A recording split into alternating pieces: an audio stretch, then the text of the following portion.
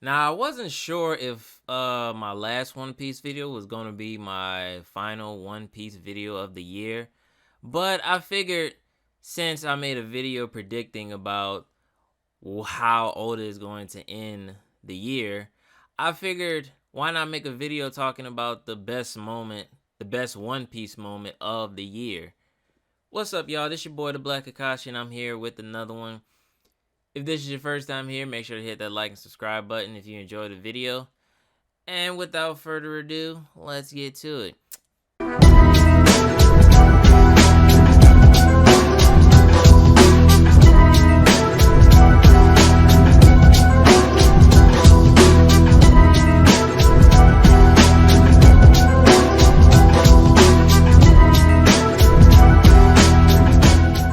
Now, 2022 has been a phenomenal year for One Piece. Not just from an anime standpoint, but from a manga standpoint as well. Like, Wano is high key, top tier movie quality right now, man. If you're not watching, if you're not watching Wano, man, I feel bad for you because the progression of animation is truly mind blowing. Like, I can't even talk about it. It's just mind blowing. If you're not watching it, you need to watch it. Catch up as soon as you can, and you'll see why. But from in the manga though, the manga is freaking goat tier, man. Both are goat tier, man. One Piece is just goat piece, man. It's just, at the end of the day, it's just goat piece. So it took me a while to think about what would be the best moment in One Piece. The first one that comes to mind, obviously, is Roof Piece. Roof Piece animated. It broke the internet, bruh. I'm not even lying. It broke the internet. It was just so animated. It was just animated so perfectly, man. Just seeing Luffy, Zoro, Law, and Kid just pop up on the roof simultaneously. Luffy come busting in through the door while the monologue with Odin is in the background playing, and just that beautiful red lighting, bro. That was it Prometheus or was it Zeus? I think it was Prometheus. Prometheus just illuminated just to give that feeling, that air, that atmosphere, just to feel that perfect atmosphere. It was so done beautifully. Then I is honestly still one of my favorite moments to talk about in Wano. Just how beautifully animated it was. And then just seeing Luffy just casually walk through the freaking Yonkos, Kaido and Big Mom. It reminded me of freaking Meruem when he walked past Netero and Zeno after they accidentally hurt Komugi. It reminded me of that, and the fact that Meruem could have took their heads off at that split second. Luffy couldn't have dropped both of them at that split second. I just wanted to point that out. I don't want nobody getting any ideas or anything, but it was animated so beautifully. And then to top it off, man, Luffy hit that red rock. That red rock was phenomenal, man. That literally broke the internet, man. Just Luffy, man. Luffy is that guy, and Luffy is that guy. And not just the Red Rock moment, but the Zoro moment as well. The Zoro moment, bro. Oh my goodness, man. This Zoro, when it come to Roof Piece, Zoro fans were probably the most that were itching for it to be animated just so they could talk that talk and show why Zoro is the GOAT. When I'm sorry, man. I'm getting hyped talking about it, man. I love Zoro. I love Zoro. Anytime I talk about Zoro, it gets I gotta get that itch out. I gotta get that itch out. That goat itch. But seeing Zoro go off on Roof Piece, man, was so top tier. Just top tier at all, man. And then like just seeing him cut Kaido animated, seeing Big Mom like Zoro like Kaido, get out the way. Zoro built different, move out the way. And Zoro and Kaido's like, huh? And then whoop, bruh. Oh my goodness, man. Zoro, goat roll. Even though I was about to say a spoiler, but even though things didn't go out as planned as Zoro fans wanted it to be, even though it didn't go that route, we still got feasted for it. We still got a good feast in Wano. Let's not get that twisted, bro. Zoro had Zoro was top tier in Wano, man. Just and it ain't even over yet. I don't want to get into spoilers, but it ain't even over yet, man. It's not even over. Well, I mean, I think I can talk about spoilers because I'm gonna be talking about manga anyway. That's literally what 95% of these spoilers are gonna be coming from the manga. So, Roof Piece animated, man, was phenomenal, man. I can't even talk anymore about it, man. Roof Piece, Goat Piece, both in the same category, man. They just goat tier. Now I'm going to be talking about from a manga standpoint. One of the best moments, well, me personally, besides Roof Piece, I think this moment is the best moment to happen in the story of One Piece. This is the best moment to happen this year. And that involves the GOAT himself, Shanks. Shanks popping up in these chapters. This is another moment that broke the internet. Shanks stopping Green Bull with his haki from miles away. He had an Admiral shook. And the whole Admiral versus Yonko debate, it still goes on. But this kind of solidified that the Yonkos are above the Admirals, even though the Admirals are the equal power in terms of for the world government and stuff. Like, they're the only ones that can deal with Yonkos. Like, no Vice Admirals or nobody else, they can't deal with the Yonkos. The Admirals are the only ones that can deal with them. So, when we saw this moment happen, not only did it break the internet, but it showed everybody that Shanks is that guy. Shanks has always been a number one candidate in top 3 strongest characters in One Piece currently. And that chapter solidified that he is top 1. If you don't want to agree with top 1, he's top 2. Shanks is the GOAT. This man, all he does is flex his haki. He flexes. All he does is flex, and everybody's scared. Ain't nobody wants smoke with this man except for Kid, but he got his arm taken away from him. So that shows the results of that. Not only did Shanks let his nuts hang on Green Bull and the whole Yonko versus Admiral debate, but he let alone said that he's going to find the One Piece. He's getting ready for the end game too. Which is still crazy that Shanks 2022 is the year of Shanks. It was supposed to be the year of Shanks. So we got the One Piece film read, and got the chapters and got the post Wano chapters of Shanks putting in that work. So all that alone was phenomenal. It was mind blowing. I'm sorry, man. It was mind blowing. It's just ridiculous. It's just ridiculous of how good it is. You know what I'm saying? Like, something like this to be happening at this stage in the game, almost the end of the year, Shanks pulling up like this and doing something so spectacular like that. It's just mind blowing, man. And the fact is that we still have not seen Shanks fight yet. All we know is Shanks is a haki god. I mean, I haven't seen the One Piece film Red, but I remember reading some spoilers about it, about Shanks' haki. And if what was said is true, then there should be no doubt on why this man is the GOAT of One Piece. This man is him. He's number 1, and he can't be beat. If all those rumors that I read a while back before the movie even came out in the U.S. are true, then please believe me that Shanks is that guy. There's nothing, man. Shanks is that guy. No debate. Shanks pulling up, and just Shanks is the pull-up king.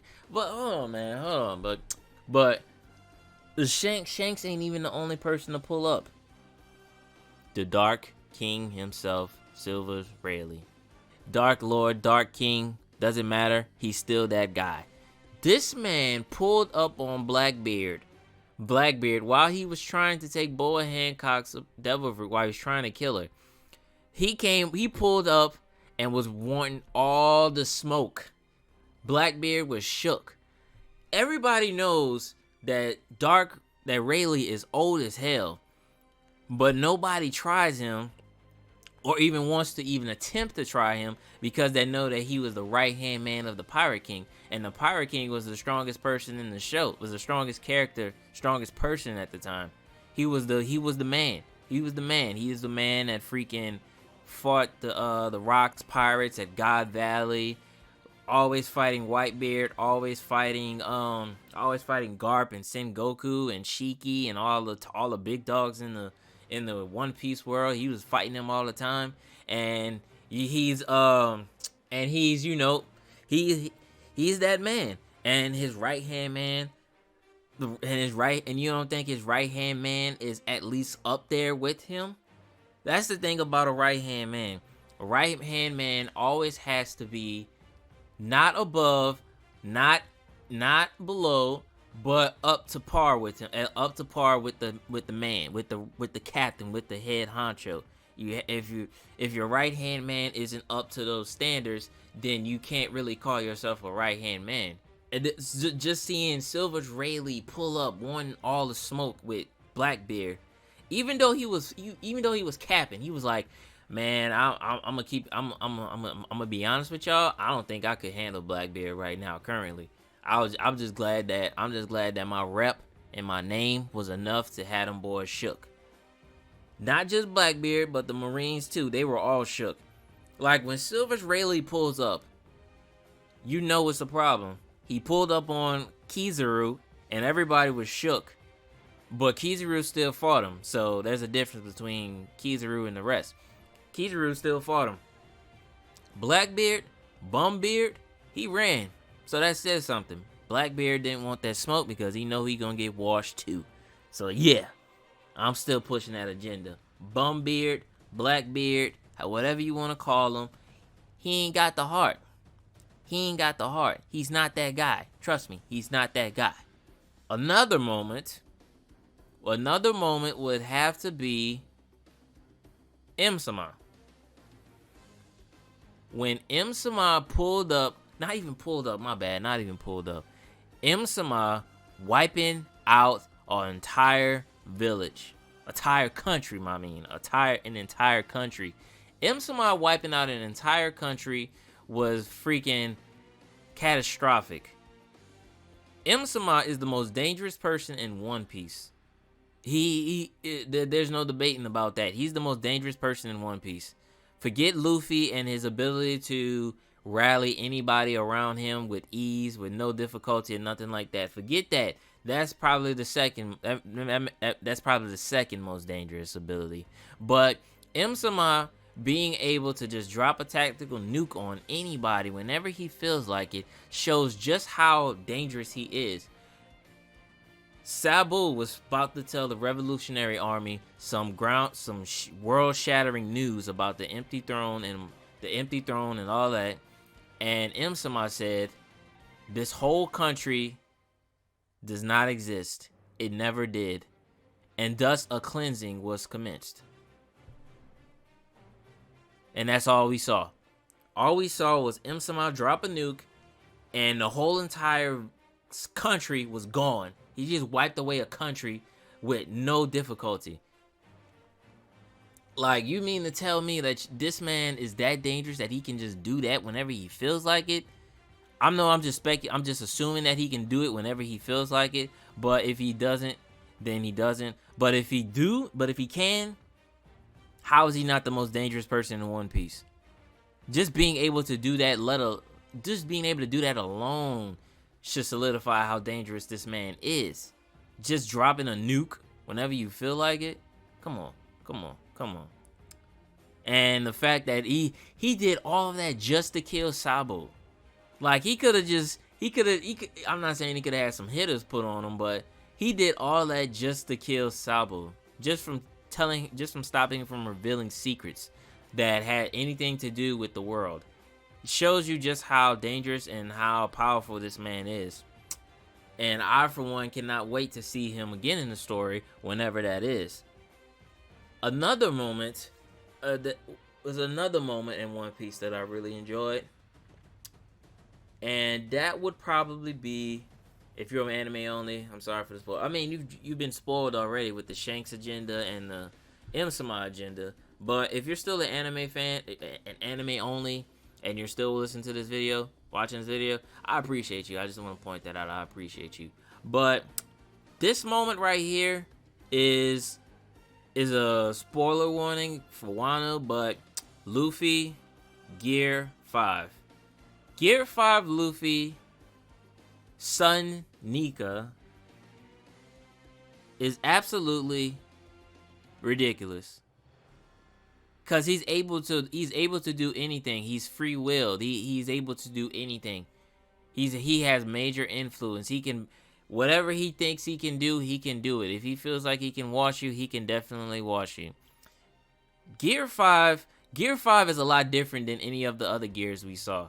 You know, Gear 2, his body is steaming, and he's able to move fast. Gear 3, he's able to make a part of his body extremely big, and it takes a while for him to come back to basically go back to normal. He transforms into a little kid. Gear 4, we've seen multiple variations of Gear 4. We've seen Snake Man, we've seen Snake Man, we've seen the tank. So Gear 4 has multiple variations, and we've seen that. He's covered in haki, and bam. Gear 5, he's a sun god. He's a sun god. He has a cloud. His hair turns into clouds. It's basically One Piece's Super Saiyan. Let's just say that.